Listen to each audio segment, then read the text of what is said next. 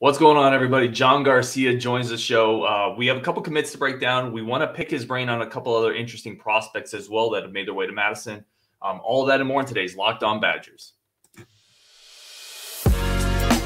You are Locked On Badgers, your daily podcast on the Wisconsin Badgers. Part of the Locked On Podcast Network, your team every day. Hey, what's going on, everybody? Locked On Badgers. I'm your host. Thank you for making this your first listen every day. And we're just going to get right into it. We got John Garcia on the show, always one of the favorites of the week. Badger fans really enjoy you. Just so you know, John, lots of great feedback. I want to get into, since you've last been on the show, we've had a couple commits. We haven't really had a chance to chop it up. The first one I want to talk about is Collin Dixon, 6'2" receiver, just committed, 205-pounder out of Ohio. What do you think of the game, the recruitment? What can you tell us there? A really interesting recruit for Wisconsin to pick up, a big physical football player. I mean, more so than – I know he's going to play wide receiver, but more so than that, just a big physical football player. You know, I love two-way players, a great defensive player who's physical and instinctive. I love that. So you think, okay, this is going to be maybe a red zone, first down threat kind of guy. No, he had like 1,800 yards. I mean, this is a productive, gaudy wide receiver prospect to pick up. And he does it on offense kind of like a defensive player. And I think that fits with the profile of Wisconsin football, and certainly as a blocker, which is something that we kind of never talk about with receivers, even though it's extremely critical. You certainly feel like that's a no-brainer for Wisconsin in terms of his strengths. You can see him on the field really early. Love the frame here as well. Like you mentioned, 6'2", 205, 210 or so. So physically college ready to step on to the field out in Madison like right now. And I think that's something that is super advantageous for any program to pick up because he's going to be that much more prepared to make that transition to the Big Ten and to big-time college football. Then when you watch his tape on offense, you see a lot that you do like. I mean, he's not the flashiest or fastest wide receiver you're going to see. But again, there's a physicality there. And that also translates to his ability to go up and play the ball at the catch point. And that's what you really like to see, a true competitiveness. You think of play action schemes, you think of the ability to go over the middle. And a guy like this is kind of just what pops into your head. I think and if you modernize, the look a little bit, he's a back shoulder candidate. He's a 50-50 ball guy that, could be more than just, hey, 3rd and 6, I need you to make this catch in traffic. Although he could do that as well. So you really like the physicality, the length, and just how he attacks the football in space. I think there's room to improve from a route running perspective, like we say for most high school wide receivers. He's kind of just the biggest, baddest dude on the field, it seems like, on tape. So I do think that he needs to polish up, his release packages and what he does at the top of the route. But conversely, he's got a polished game in terms of that natural football instinct, finding the soft spot in the zone, working underneath, which direction to move after the catch, things that sort of can't be taught for the most part from a wide receiver perspective. So I think instinctively he's a really nice prospect as well. And again, he's a two-way guy, so he knows what the DBs want to do in theory, which is always a big favorite of mine for wide receivers and defensive backs conversely. So I like this pickup. Again, he fits the Wisconsin profile offensively, and from a floor perspective, at a minimum, you're getting a physical blocker who could contribute instinctively in the pass game and play some of the play action and back shoulder balls that have become synonymous with the sport. Yeah, I want to pick up on something that you said, high pointing the ball, the back shoulder stuff. I thought his hands looked great on film. Like, not a lot of cradle catches, just going up, snatching the ball. Obviously, a big, strong dude. Let me ask you about this potential concern. And it's not as much with Dixon per se, but I always kind of get worried about guys who just out physical high school players. And, because he's not a burner. We talked about it. I mean, he's fast enough, but he's not a 4.4 guy. You can see that. And he's not a guy who's 6'5", who's just, his sheer size is always going to be there. Do you worry about a guy like this, the physicality? Because at the college level, he's going to be playing a more physical brand of football against more physical guys.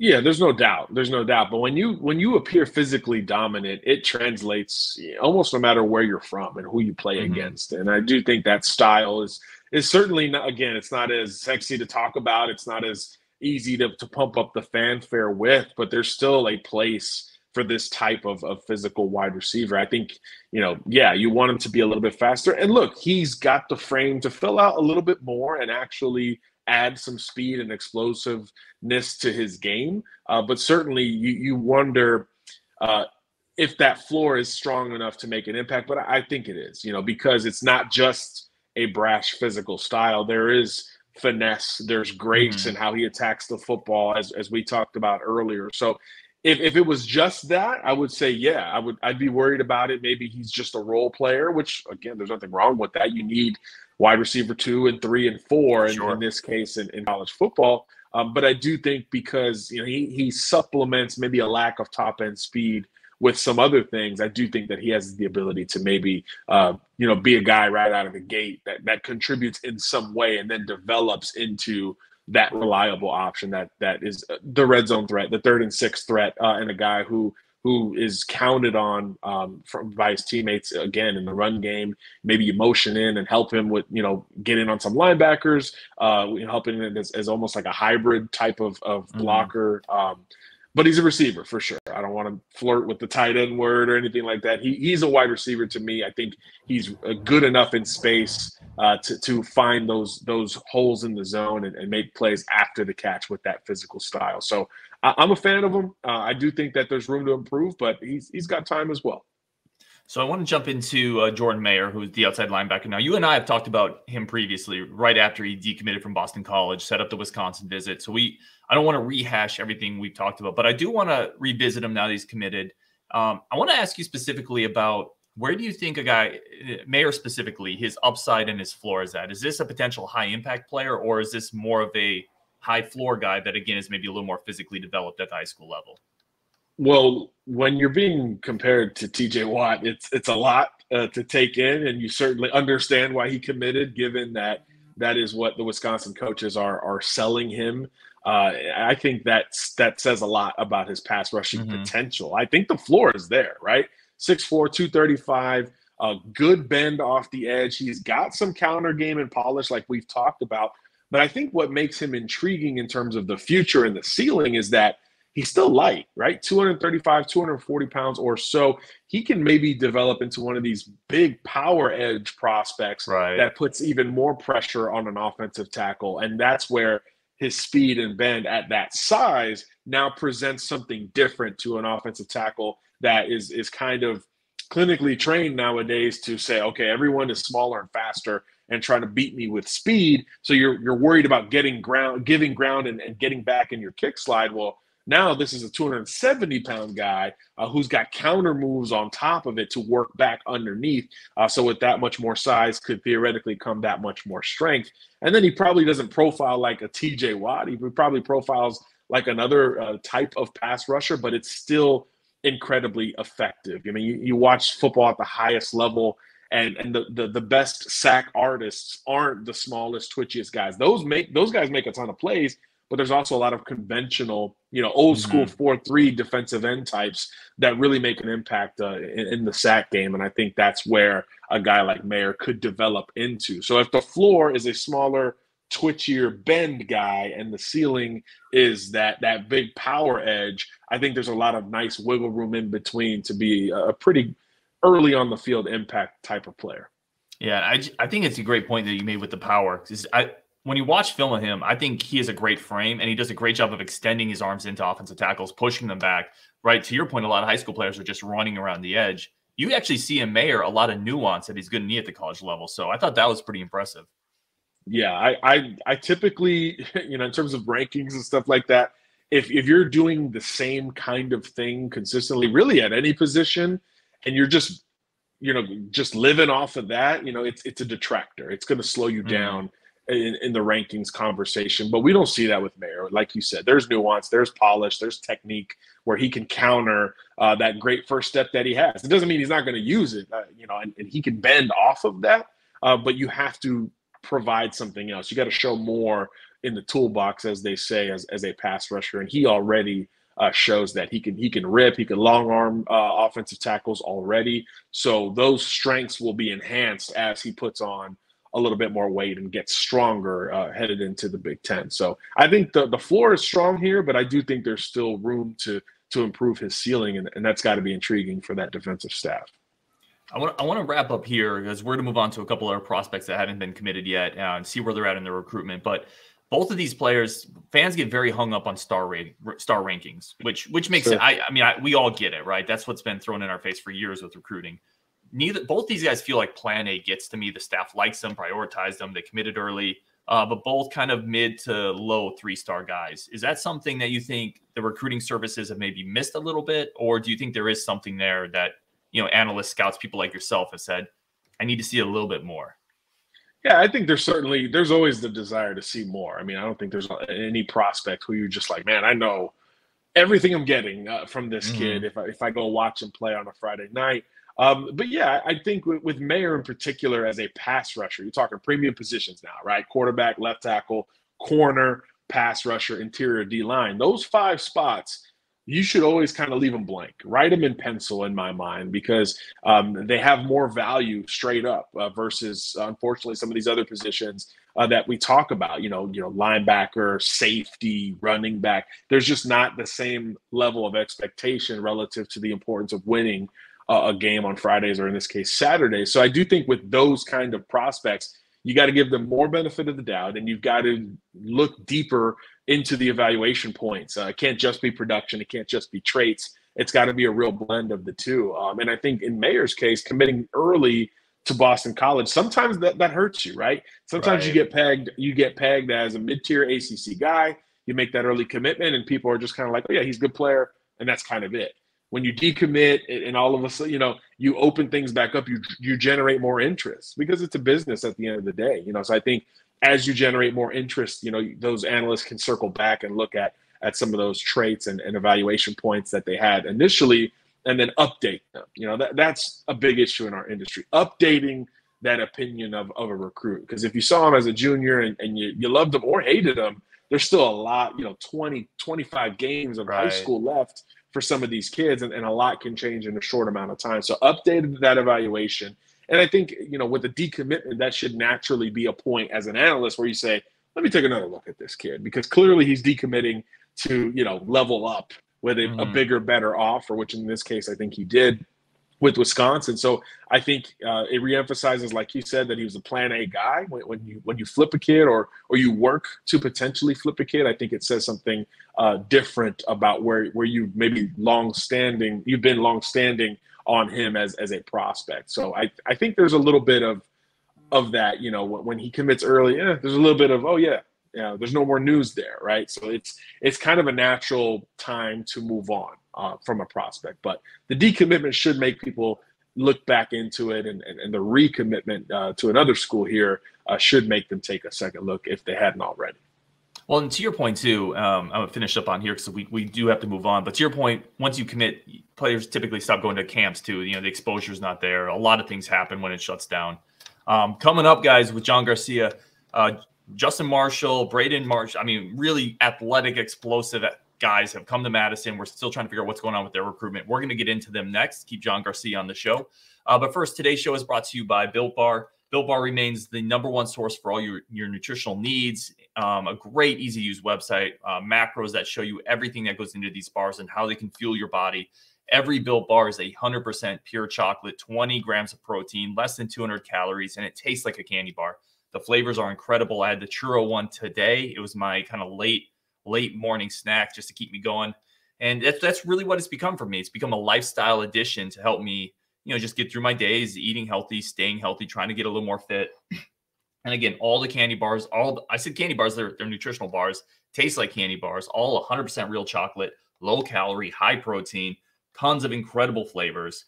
Mint brownie, coconut almond. You're not going to be disappointed. And we're running a special promo for you. You can get in on the craze. Go to built.com, promo code LOCKED15. That's LOCKED15. Promo code LOCKED15. Get 15% off your order at built.com.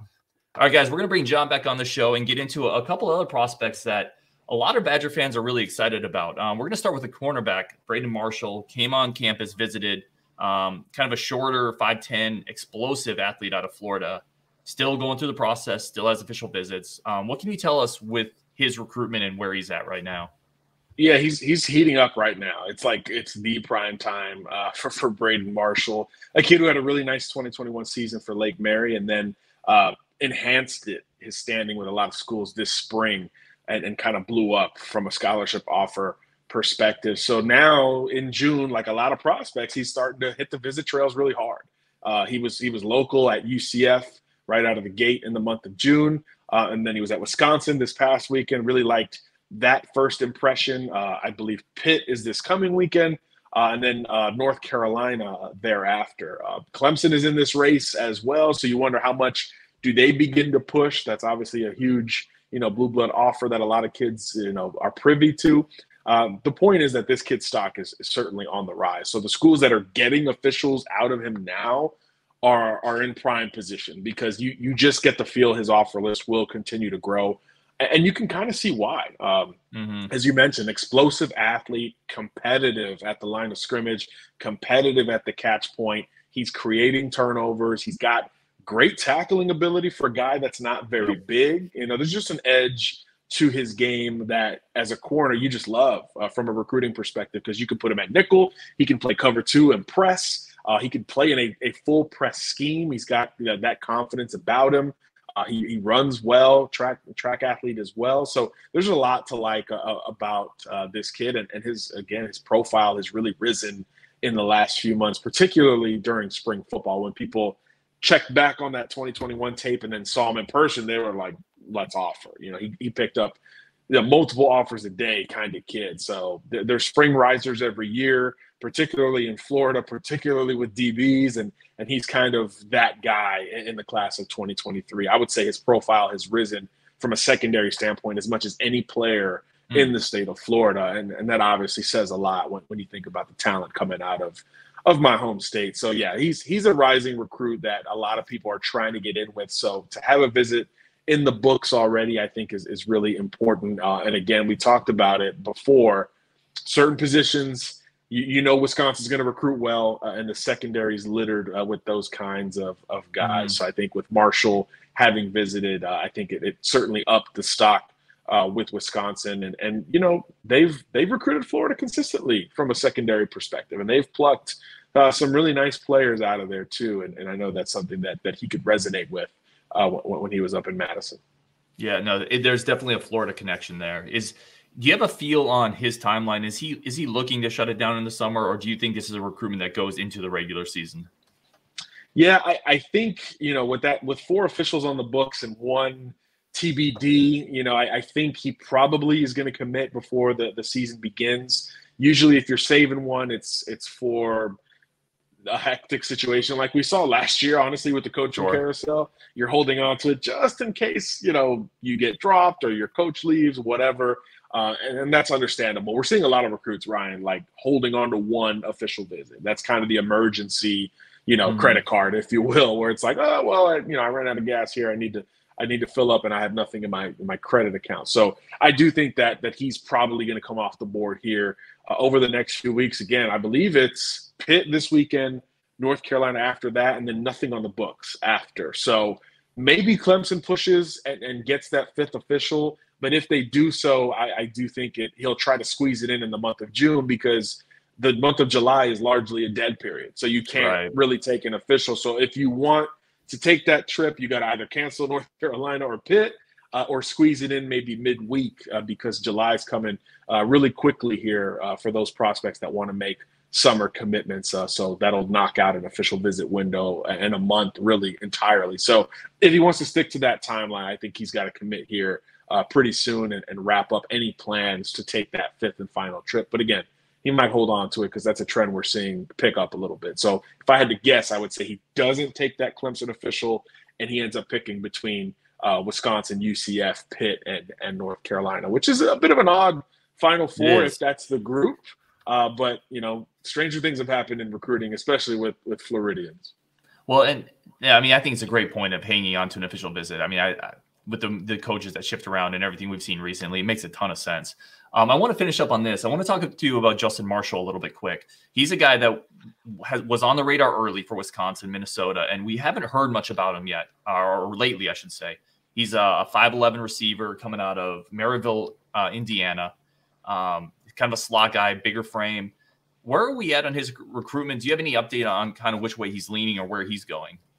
He's kind of going against the grain, Ryan. Like you said, we haven't heard of much lately, and I think it's because he's not playing into the take all the visits and commit in the summer vibes that a lot of these recruits are looking into, which is an interesting strategy, right? Mm-hmm. You really get to find out where you stand after that theoretical wave of summer commitments comes in, and Wisconsin's starting to pick up receivers here. So you start to wonder how many can they take and what spots will be there. I will say, checking out his tape, that this is as explosive an inside and outside receiver as there is on the board. You know, he's sub 10.9 in the 100-meter dash. This is a kid who could absolutely accelerate and move, but he's got a strong lateral game as well. I think he could be a return candidate. I think he could be a slot or play outside. So that value is going to keep him high on a lot of these boards going forward. As you mentioned, Wisconsin, Minnesota had the most buzz with him going into the summer.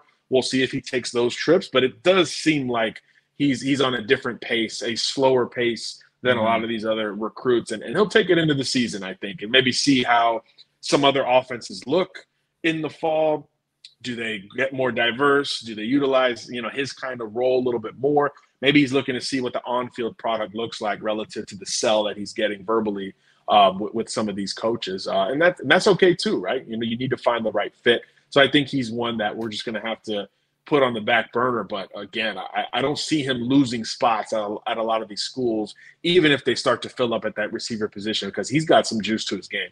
Yeah, I'm going to end up on this because I know you got to get out of here. But does it surprise you he doesn't have more offers? Because when I watched that film, that looks like a higher level player than the offer level reflects.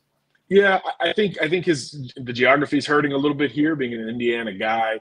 If you're in certain states and certain schools haven't jumped in, so if you're in Indiana and Notre Dame has an offer, it does something, right? If you're in Alabama and Auburn and Alabama have an offer, people are like, what's going on? Like, what's the deal over here? Same thing in Texas with those big schools. So in every school, optically, there's like a gatekeeping almost that unofficially happens, and I think that's the case here. But look, man, good programs trust their evaluation. Wisconsin's one of those. We've talked about that at length. So if I'm Wisconsin or Minnesota or any school that is in on him now, I'm trying to flip his entire plan and get him on the board as soon as possible, because as other schools start missing on targets and they maybe circle in or stumble on his tape, then he might be a guy who picks up steam as a senior or a rising senior the rest of this offseason, because that dead period in July is going to be a big reset for a lot of programs that missed out on guys that they just brought in for visits. So as that wide receiver board starts to settle from a dust perspective, he's a guy, Marshall, that I think you could see a lot more attention coming to later in the game. And maybe that's what he's banking on. Maybe that's why his plan is to play, low and slow right now. Sure. No, that makes sense. Hey, he is John Garcia. Thank you again, Sports Illustrated recruiting director, Locked On's recruiting insider. Just as always, phenomenal insight. John, thank you so much for jumping by the show, man. Really appreciate it as always. Appreciate you, Ryan. Take care. We'll see you next time. Have a good weekend.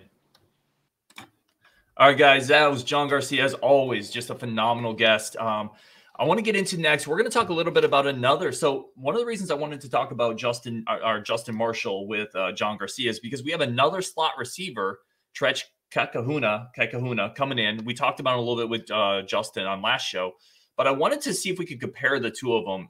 We're going to get into that next. But first, today's show is brought to you by the following sponsors. Hey guys, welcome back to Locked On Badgers. Thank you for making Locked On your first listen every day. Can't tell you how much I appreciate everybody tuning in as we just continue to move closer and closer to the regular season, guys. Lots to keep us busy, though. We're going to keep churning out content, keep building the community. So John was on, and I thought it was really interesting to talk about Justin Marshall, because he's a guy, the receiver out of Indiana, who Wisconsin was on early, and Minnesota was as well. I love the film. He's explosive. If you guys get a chance to check it out, go look at Justin Marshall's huddle film. Tell me you don't want to see him in Madison. But we know what we have coming up next weekend, right? We have Trech Kekahuna coming in from Honolulu, coming in from Hawaii. He's the guy we talked about earlier, another slot receiver, same size as Miller, right? 5'10", 5'11", 180 pounds. And he's a guy who paid his way from Honolulu to Madison for unofficial. He came in and camped for an offer. And he got it. He ran a 4.4-ish, a 4.5. First of all, let's just talk about the intangibles that it takes to pay your way from Honolulu to Madison on your dime and camp for an offer. That says something about a player. It says something about a dude. As soon as he got the offer, right, they set up an official. He's coming back on an official. He's going to commit. I'd be stunned if he didn't. I don't want to speak for him. I have no inside sources on this, but a guy doesn't set up an unofficial, come and try to earn an offer, get an offer, immediately set up an official, and then not commit. Right. So it's interesting to me because I don't know how many slot receivers they're going to take. Now, there is an argument to be made about just load up on athletes, right? Justin Marshall, obviously Trech. All these guys are athletes. JT Taylor's an athlete. There's a lot of guys they brought in that are athletes, and this is going to be a bigger class. But if they get Trech from Hawaii, are they going to have room for Justin Marshall if they still want him?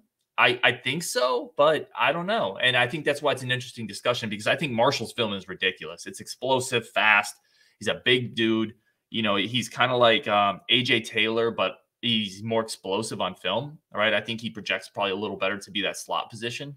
And he's coming out of, here's the other thing I want to talk about. He's coming out of a monster high school.